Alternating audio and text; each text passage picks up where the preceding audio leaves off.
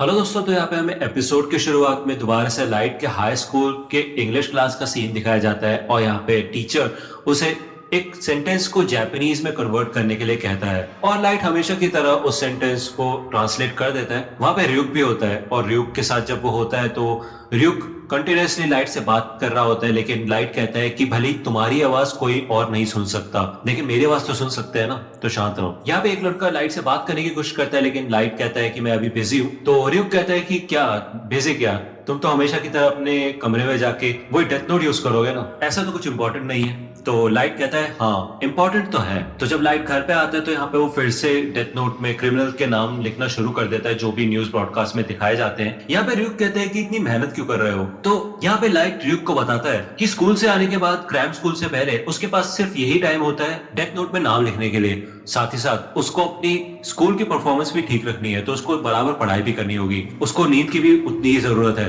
वरना वो क्लास के अंदर सोएगा और क्लास के अंदर तो सो नहीं सकता। और साथ ही साथ उसको अपनी मेंटल हेल्थ का भी ख्याल रखना है, तो मुझे अपने समय का सही से इस्तेमाल करना होगा। लेकिन तभी लाइट की बहन सायु दरवाजा खटखटाती है और उसे अपने होमवर्क में लाइट की मदद चाहिए होती है, जिसके बाद लाइट जल्दी से डेथ नोट को बंद करके उसके ड्रॉअर में रख देता है और अपनी बहन को अंदर बुला लेता है। यहाँ पे ryuk लाइट को बोलता है कि अगर मैं तुम्हारी जगह होता तो ऐसा नहीं करता, क्योंकि तुमने वो डेथ नोट सबसे ऊपर वाले ड्रॉअर में रखी है और मैं तुम्हें बता दूं अगर कोई और उस डेथ नोट को टच करेगा तो वो भी मुझे देख पाएगा। तो यहाँ पे लाइट मन में कहता है कि ये शिनिगामी ये बात पहले नहीं बता सकता था और वो भी इतनी इंपॉर्टेंट चीज, लेकिन फिर भी लाइट शांत दिखने की कोशिश करता है और अपनी बहन की मदद करता है मैथ्स होमवर्क करने में। यहाँ पे हमें दूसरी ओर ICPO का सीन दिखाया जाता है, यानी कि इंटरनेशनल क्रिमिनल पुलिस ऑर्गेनाइजेशन, और यहाँ पे सारे देशों के ऑफिशियल्स बैठे होते हैं। मीटिंग की शुरुआत में ये डिस्कस किया जाता है कि एक ही हफ्ते में 52 क्रिमिनल्स की डेथ हुई है, वो भी सिर्फ हार्ट अटैक से। उनमें से एक ऑफिशियल बोलते हैं तो दिक्कत क्या है, वैसे भी इन सभी क्रिमिनल्स को उम्र कैद या फिर फांसी की सजा होने ही वाली थी, तो जो हुआ अच्छा ही हुआ। लेकिन दूसरा मेंबर कहता है कि ऐसा कैसे बोल सकते हो तुम,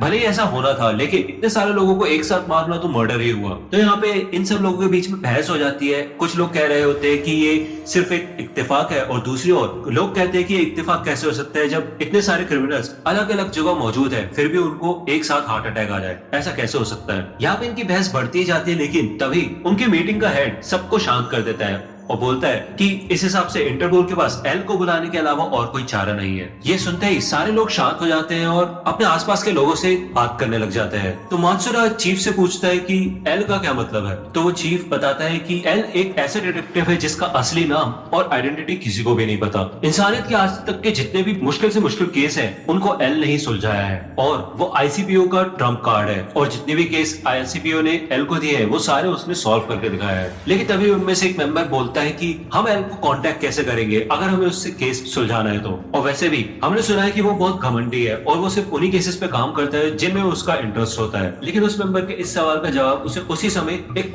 लंबा सा आदमी दे देता है जिसने काफी लंबा सा कोट भी पहन रखा होता है, उसका चेहरा छुपा हुआ होता है और उसने एक हैट पहन रखी होती है। चीफ बताता है कि वो आदमी वातारी है और ICPO उसके जरिए ही एल से कांटेक्ट कर सकते हैं। वातारी बताता है कि एल ने पहले से ही इस केस पे इन्वेस्टिगेशन शुरू कर दी है। वातारी अपना लैपटॉप ओपन करता है और डिस्प्ले पे एल लेटर लिखा होता है। यहाँ पे हमें लैपटॉप से आवाज आनी शुरू होती है और वो आवाज भी नॉर्मल नहीं होती, एक तरीके से उस आवाज में डिस्टर्बेंस होती है जिससे कि एल की असली वॉइस कभी किसी को ना पता चले। वो अपना नाम बताता है कि मेरा नाम एल है। एल इंटरपोल के सभी मेंबर्स को बताता है कि मुझे ICPO की सब ऑर्गेनाइजेशन की मदद चाहिए होगी, खास करके जापानीज टास्क फोर्स, क्योंकि एल को शक होता है कि जो मास मर्डरर है वो जापान में ही रहता है। यहाँ पे हमें दिखाया जाता है कि लाइट और ryuk एक खंडर में होते हैं और लाइट अपनी नोटबुक को सुरक्षित रखने के लिए एक ट्रैप बना रहा होता है जिसमें आग लग जाती है। जब वो घर आता है तो वो अपनी ड्रॉअर ओपन करके दिखाता है, उसमें एक नॉर्मल सी डायरी रखी होती है। ryuk कहता है कि तुमने उसे छुपा दिया लेकिन चाबी भी लगी छोड़ दी तुमने।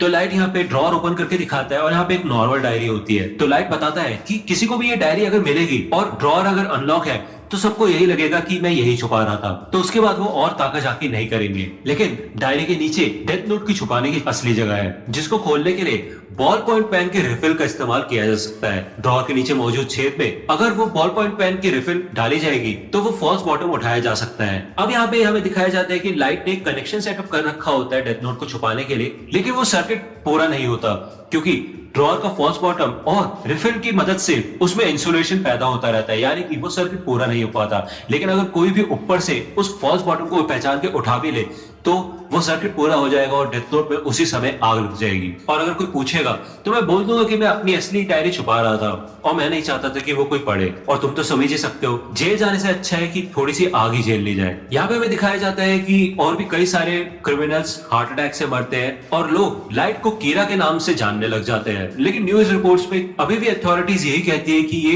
एक प्रकार का कोइंसिडेंस है और वो कीरा के होने को नहीं स्वीकारते। हमें दिखाया जाता है कि कीरा के लिए कई फैन वेबसाइट्स भी बनने लग जाती है जो कि कीरा को सपोर्ट करती है। लाइट बताता है कि भले आप किसी बच्चे से पूछेंगे कि अगर कोई बुरा इंसान है तो उसे मारना सही रहेगा तो वो मना ही करेंगे। ऐसी पब्लिक में भी लोग पब्लिक के हिसाब से ही एक्ट करते हैं, लेकिन इंटरनेट पे जहाँ पे वो अपनी पहचान छुपा सकते हैं वो अपनी दिल की बात कह सकते हैं। तो इसलिए जिन लोगों ने कोई भी बुरा काम नहीं किया है वो कीरा के साथ है और जिन्होंने कुछ भी बुरा काम किया है वो डर डर के जी रहे हैं। दुनिया को ऐसा ही होना चाहिए। लेकिन तभी आईसीपीओ की तरफ से एक वर्ल्ड वाइड ब्रॉडकास्ट होता है टेलीविजन पे और यहाँ पे सूट में एक आदमी होता है जिसका नाम होता है लिंड एल टेलर जो कि है एल। तो यहाँ पे एल सामने आ जाता है और यहाँ पे हमें जापानीज टास्क फोर्स का सीन दिखाया जाता है जो कि लाइव ब्रॉडकास्ट को देख रहे होते हैं। मात्सुरा अपने चीफ से पूछता है कि आज तक उसने अपना फेस रिवील कभी नहीं किया, तो इस बार क्यों? तो चीफ बोलता है कि शायद इस केस के लिए एल सीरियस हो। तो यहाँ पे लिंड एल टेलर बोलता है कि कीरा, मुझे पता है कि जो भी तुम कर रहे हो वो तुम्हारे हिसाब से सही है, लेकिन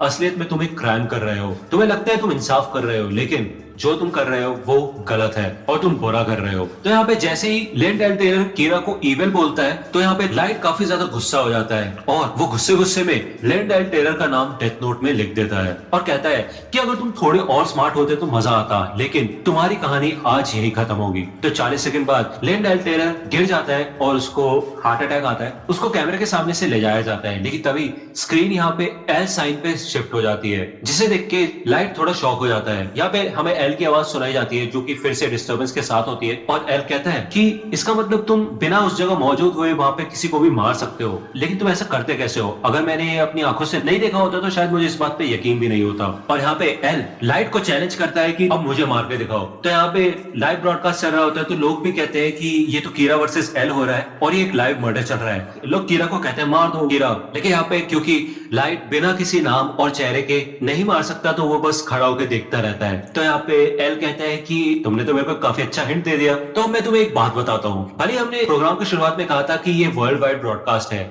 लेकिन असलियत में ये ब्रॉडकास्ट सिर्फ जापान के कांटो रीजन में चल रहा है। और अब तुम सोचोगे कि मैंने इसी जगह को क्यों चुना, तो तुम्हारा पता लगाने के लिए मैंने तुम्हारे फर्स्ट विक्टिम को पहचान लिया जिसको तुमने डे केयर में अपना निशाना बनाया था। और तुम्हारा लक अच्छा है कि तुम कांटो रीजन में रहते हो क्योंकि यहाँ की पॉपुलेशन सच में बहुत ज्यादा है, इस वजह से तुम्हें ढूंढना थोड़ा मुश्किल हो सकता है। लेकिन कोई बात नहीं, मैं तुम्हें पकड़ लूंगा और तुम्हें सजा दूंगा। फिर उसके बाद तुम मुझे मिलकर बता सकते हो कि तुम ये सारे मर्डर्स कैसे कर रहे हो। और यहाँ पे ब्रॉडकास्ट ऑफ हो जाता है और पुलिस काफी ज्यादा